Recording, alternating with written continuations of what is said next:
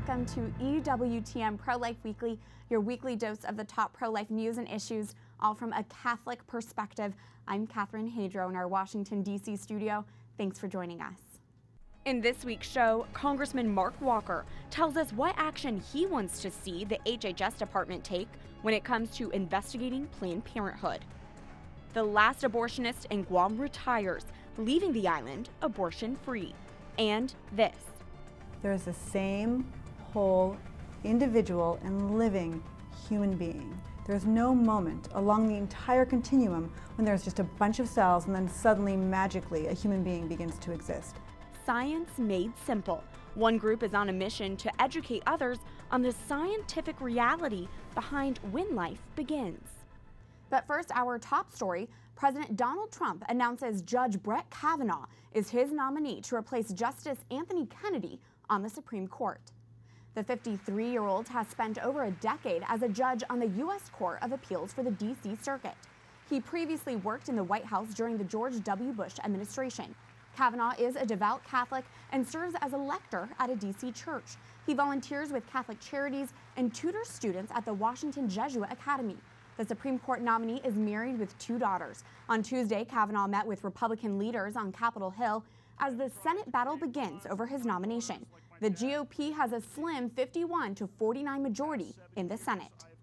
For a reaction, we go to Richard Garnett, a professor of law and concurrent professor of political science at the University of Notre Dame's Law School. He joins us from Notre Dame's campus in South Bend, Indiana. Professor, thank you for your time.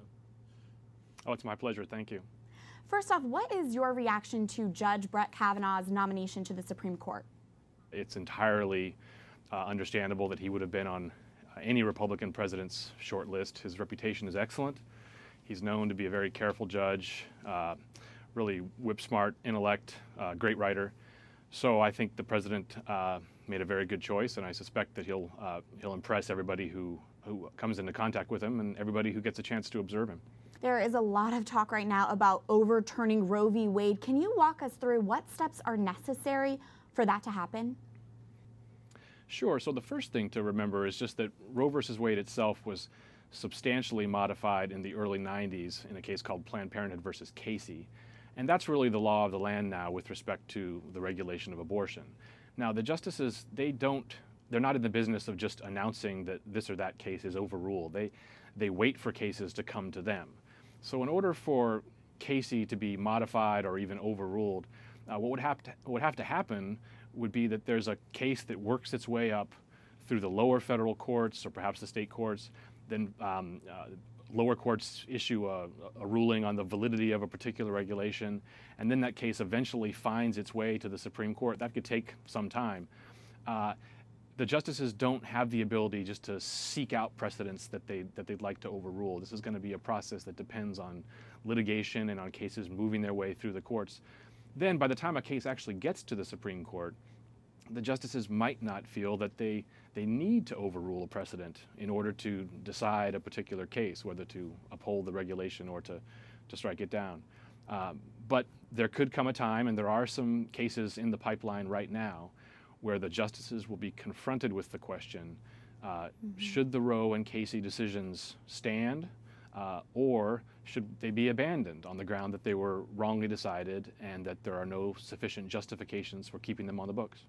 Thank you for clarity on that.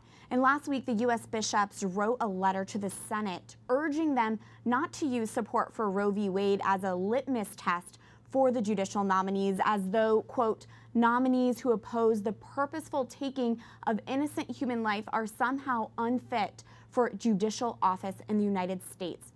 Professor, how do you foresee the Roe v. Wade question playing out in the confirmation hearings? Yeah, so for the last 30 years or so, in all of these confirmation hearings, there's been this kind of performance where the senators will try to get nominees to promise that they will either overrule or that they will preserve the Roe precedent. And not surprisingly, judges who are up for consideration to be justices don't want to make those kind of promises. So every nominee says pretty much the same thing, which is that currently Roe and Casey are the law of the land.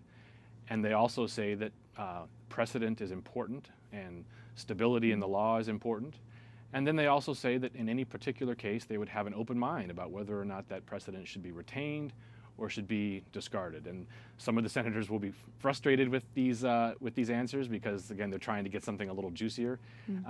But every nominee, whether it's by a Democratic president or a Republican president, is going to say precedent's important, but I'll keep an open mind when the time comes.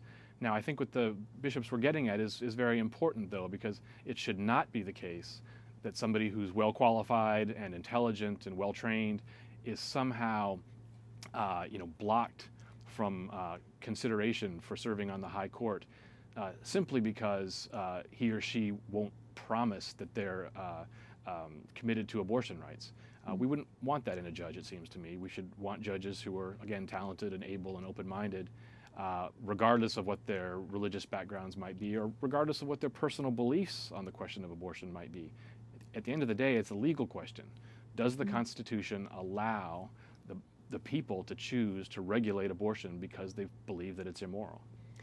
And finally, you are open about the fact that Amy Coney Barrett, who is also a top contender to be a Supreme Court nominee, is not only your colleague, but your friend, neighbor, and a godmother to one of your daughters. She faced direct hostility for her Catholic faith during her appellate court confirmation. What do you think Kavanaugh could learn from the way Coney Barrett responded to those attacks? Well, you're right. Judge Amy Coney Barrett is an amazing person, and I thought she handled that situation with a great deal of grace. The questioning by some of the senators was very clumsy and in some cases offensive. I suspect that the senators might have learned a little bit of a lesson and that they'll be more careful. They'll be sure not to misrepresent Judge Kavanaugh's writings, which is what happened in Judge Barrett's situation.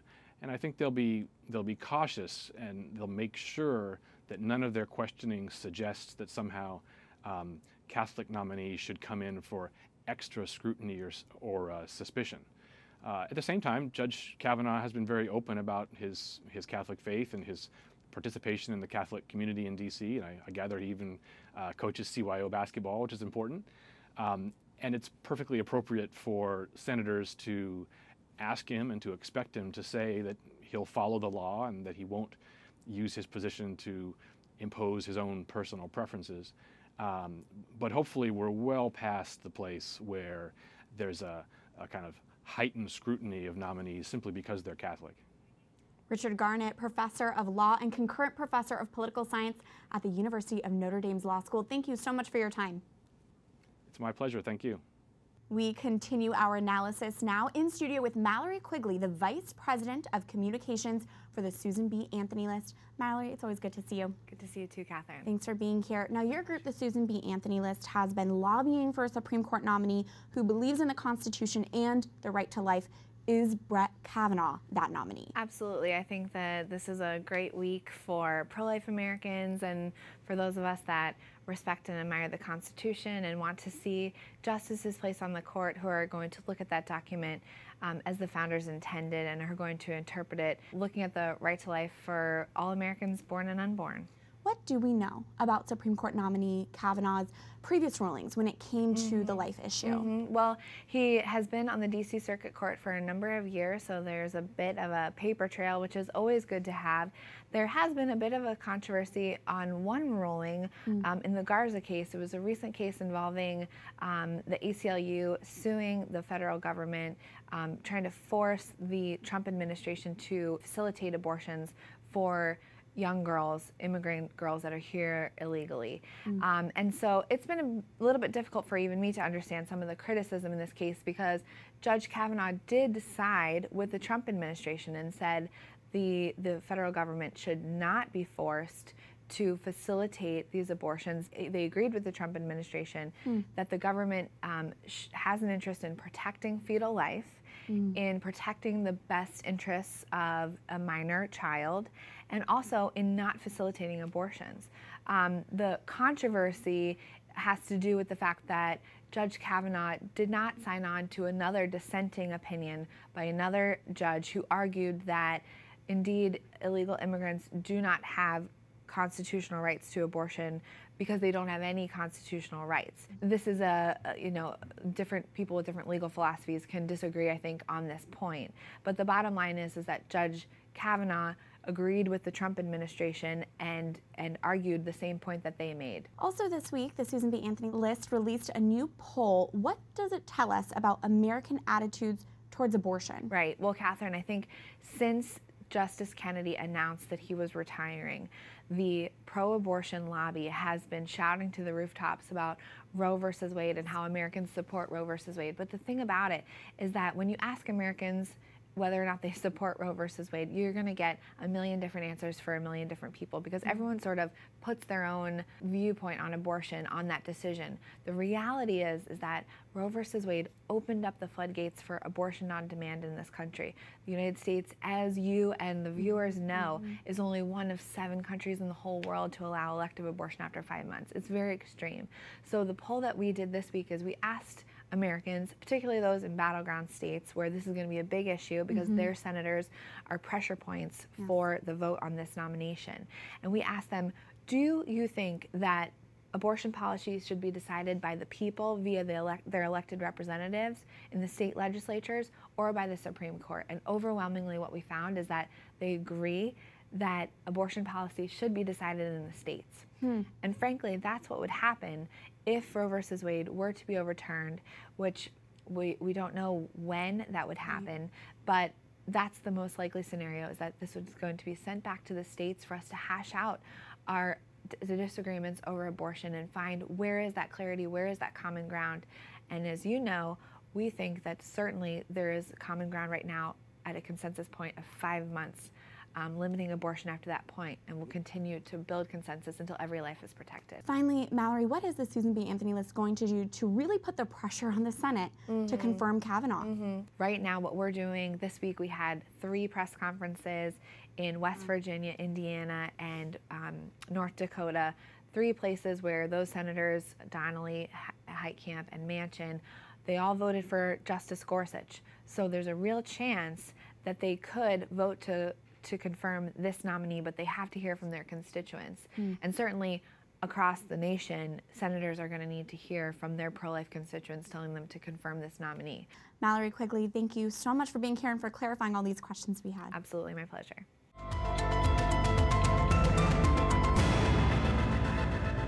President Trump has announced Brett Kavanaugh is his nominee to replace Justice Anthony Kennedy on the Supreme Court. As the Senate prepares to confirm the federal appeals court judge to the high court, it can't be overstated how pivotal of a moment this is for the pro-life movement. Justice Kennedy has been a swing vote on abortion for decades. Confirming Kavanaugh to replace Kennedy on the high court would mean confirming a justice who believes in the Constitution and the right to life. Supreme Court nominee Kavanaugh could be the deciding vote in a possible future case that could overturn the Roe v. Wade decision. With that, we go to this week's call to action. Tell your senators to confirm Supreme Court nominee Brett Kavanaugh. Here's how you can do that. Go to prolifeweekly.com. Type in some of your basic information so we can craft the message to be for your senators, and click submit at the bottom of the screen. Kavanaugh, a devout Catholic, has served on the D.C. Circuit Court for more than a decade. During his time on the bench, he forcefully rejected the ACLU's assertion of a new constitutional right of abortion on demand for illegal immigrant minors in U.S. custody. And in the case, Priests for Life versus HHS, Kavanaugh refused to apply the HHS contraceptive mandate to religious entities. Now that President Trump has announced Kavanaugh is his Supreme Court pick, it's up to the U.S. Senate to confirm him. Let's put the pressure on the Senate to confirm Brett Kavanaugh to the high court. Lend your voice to help confirm this Supreme Court nominee who respects life. Again, the significance here cannot be overstated. Nominating and confirming Kavanaugh is a critical step towards possibly overturning the devastating Roe v. Wade decision. Go to prolifeweekly.com to tell your senators to confirm Supreme Court nominee Kavanaugh. Turning now to another pro-life news story on Capitol Hill, more than 50 lawmakers await action from the Health and Human Services Department after demanding an investigation into Planned Parenthood's alleged cover-up of abuse. As we've been reporting over the past few weeks, 56 members of Congress wrote a letter to HHS Secretary Alex Azar last month, calling for an investigation into the nation's largest abortion provider, following reports of abuse cover-up. The pro-life group Live Action recently released a report that documents a long-standing pattern of Planned Parenthood's failure to report the sexual abuse of minors. For more on this, we speak with one of the members of Congress who is demanding action. Representative Mark Walker of North Carolina joins us now from Capitol Hill. Congressman, thank you for your time. It's our privilege to be with you today. You have called for an investigation into Planned Parenthood. Can you tell me and our viewers why that is? Sure. We've had several reports over the last years of nefarious behavior far beyond just the abortion side. And I will tell you, Live Action deserves a lot of credit for bringing this to the forefront. But according to reports, we're seeing children in many cases, 12, 13, 14-year-old young ladies, being returned back to the hands of the abusers. There's concrete evidence that this is happening, and without reporting it to the Planned Parenthood specifically, without reporting such criminal behavior to the authorities, really saying nothing at all. This is a travesty. There's a lot of outrage being talked about in the political world. Why everyone is not outraged about this befuddles me, that's for sure.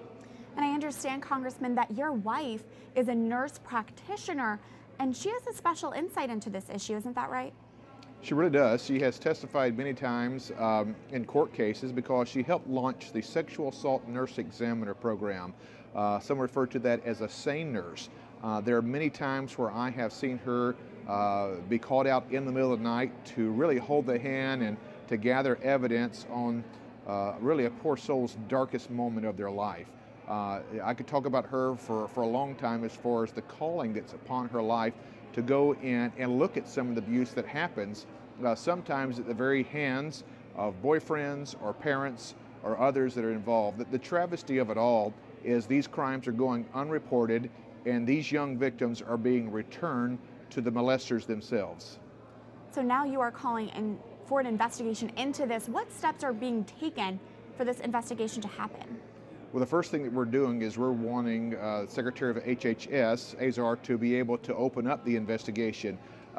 Congress doesn't have the authority to prosecute, as you know, but what we are trying to do is shed a light on this nefarious activity. Listen, this isn't just about picking on Planned Parenthood, even though there is enough. In fact, one of the defining moments that I've had my 3.5 years of Congress is when I looked across the desk serving on House Oversight Committee, and I asked the former director this question, Cecile Richards. I said, Ms. Richards, does it bother you that there are more African American babies aborted in New York State than actually born now? Of course, she had no answer. This is something that we need to continue to bring to the forefront. Representative Mark Walker of North Carolina, thank you for your time today. Thank you. Appreciate it. We go now to pro-life headlines from around the globe. Thousands of young people and families in Argentina participating in a Sunday Mass called for the respect to all human life as the nation's Senate considers legalizing abortion. The presiding bishop, Bishop Oscar Ojea, also renewed the consecration of Argentina to its patron saint, Our Lady of Luján. Argentina's Senate is considering a bill that already passed the lower house of Congress, legalizing free abortion until the 14th week of gestation and up to 9 months for certain exceptions. In Guam, the one remaining abortionist has retired, leaving the island abortion-free. Dr. William Freeman was Guam's sole abortion provider since late 2016. He recently retired and left his clinic in the hands of a doctor who says he does not perform abortions. And across the pond, the High Court of England and Wales ruled last week that a buffer zone around a London abortion facility is legal. The Public Space Protection Order, passed in April, bans public prayer and pro-life counselors who assist women within 330 feet of a London abortion facility, performing about 7,000 annual abortions.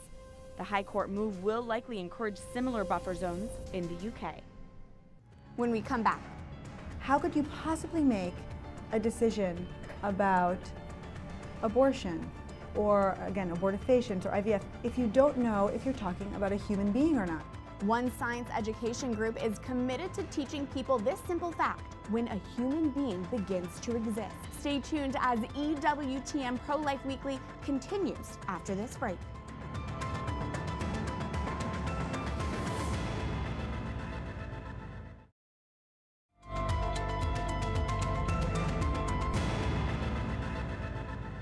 Welcome back to EWTN Pro-Life Weekly. I'm Catherine Hadro. For this week's Speak Out segment, we take a look at how abortion was celebrated in crude, irreverent display on Netflix.